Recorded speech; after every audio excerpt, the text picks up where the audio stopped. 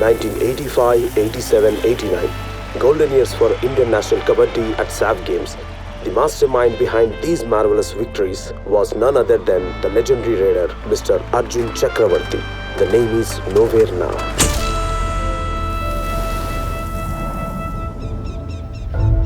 ಏನ್ ರಮಣ ಇದು? ಅರ್ಜುನ್ ಹೀಗಾಗ್ಬಿಟ್ಟಿದ್ದಾನೆ. ಒಂಟಿಯಾಗಿ ಮ್ಯಾಚ್ನ ಗೆಲ್ಸ್ತಿದ್ದ ಅರ್ಜುನ್ ಹೀಗಾಗ್ಬಿಟ್ಟಿದ್ದಾನಲ್ಲ.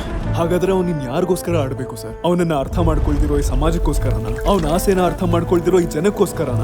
ಯಾರಿಗೋಸ್ಕರ ಸರ್? ಯಾರಿಗೋಸ್ಕರ ಆಡ್ಬೇಕು? ಅರ್ಜುನ್ ಆಡ್ಬೇಕು ರಮಣ.